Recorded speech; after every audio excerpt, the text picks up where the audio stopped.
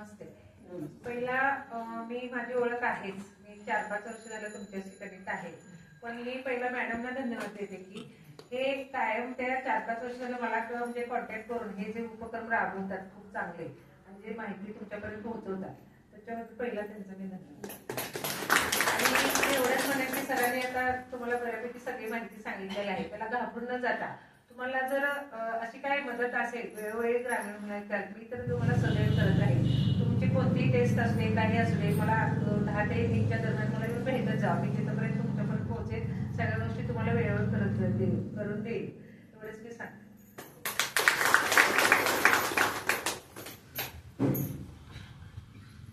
Om Shanti.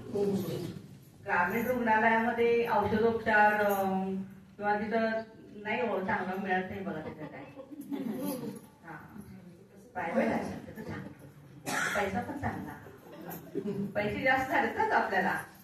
Actually ग्रामीण रुग्णालयासारखी सुविधा किंवा जे शासन आपल्याला औषध पुरवठा करते बाहेर तुम्ही किती महाग असतात औषध माहितीये तुम्हाला. पण तिथली स्टँडर्ड औषध असतात सगळी. पण आपण काय म्हणतो ते गरीबच आहे. ते गरीब लोक तिथे रांगेत जाऊन बसतात. तिथे सर्व्हिस चांगली नसते असं नाही आहे. खूप चांगली सेवा देतात हे.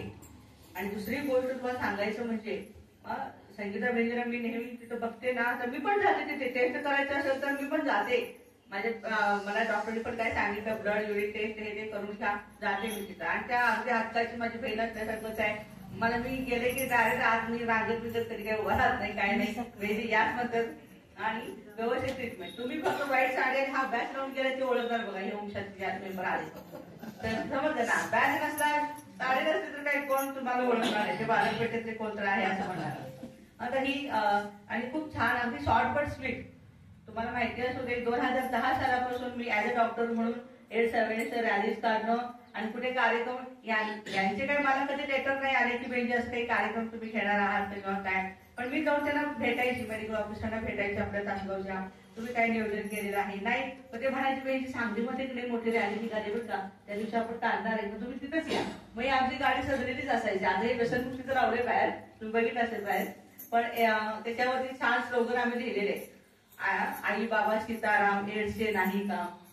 म्हणजे सीतारामासारखी जर मर्यादा पुरुषोत्तम सर्व जर राहिले समजलं ना.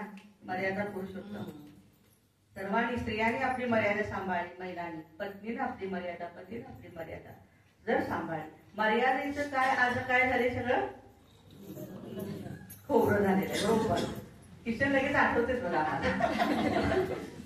त्यामुळे मर्यादा आम्ही सगळ्यांनी सोडल्यामुळे काय झालं हे सगळे आजार आलेले आहेत समजलं ना.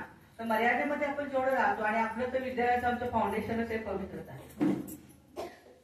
प्युरिटी जेवढं देहमानापासून तुम्ही परे जाल स्वतःला आत्मा समजाल पॉवरफुल एनर्जी समजाल पॉझिटिव्ह एनर्जी तेवढी आपल्या शरीरामध्ये सुद्धा एनर्जी वाढते. आता यांचे वडील बहिणीचे आमच्या जे आहेत उज्ज्वला म्हणजे त्यांचे वडील तर मध्ये बसलेले आहेत. आम्ही त्यांचेच आता अनुभव ऐकत होतो. तुम्ही आला त्यावेळेला बघितलं असेल. आता त्यांचं रनिंग 82 years ओल्ड नाव ही 82 वर्षाचे. पण ते म्हणले नाही पंढरपूरवरून एवढ्या लांबचा प्रवास मला नाही बाई जमणार. उज्ज्वला तुझं तू जा ओरी जा नाही. उलट उत्साह 6 वाजता तयार होऊन बसले. म्हणजे ह्या विद्यालयात येणारे जे विद्यार्थी आहेत त्यांचं वयोमान पण वाढतं आयुष्यमान वाढतं राजयोगा मेडिटेशनमुळे. आहार शैली आमची मस्त सात्विक आहे. मांसाहार नाही तामसिक आहार नाही आमचा. आणि दुसरी गोष्ट आज तुम्हाला आहारामध्ये पण पीठ वगैरे मिळणार आहे.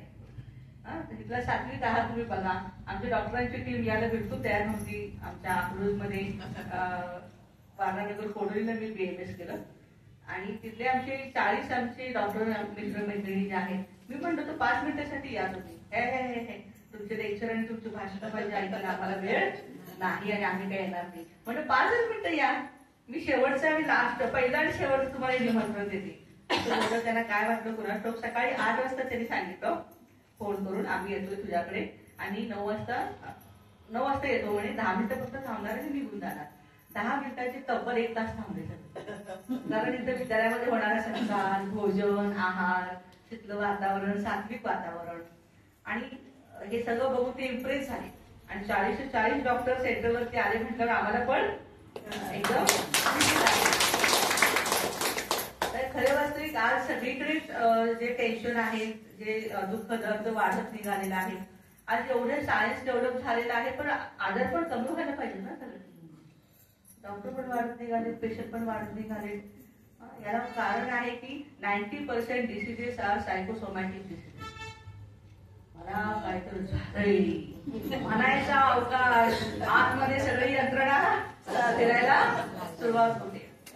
परवा आम्ही एका सरांना भेटायला गेलेलो होतो. तर आता 2 मिनिट वेळ आहे म्हणून सांगते तुम्हाला. आणि त्यांनी म्हटलं की हार्ट अटॅक आला त्याला, त्याचे मिसेस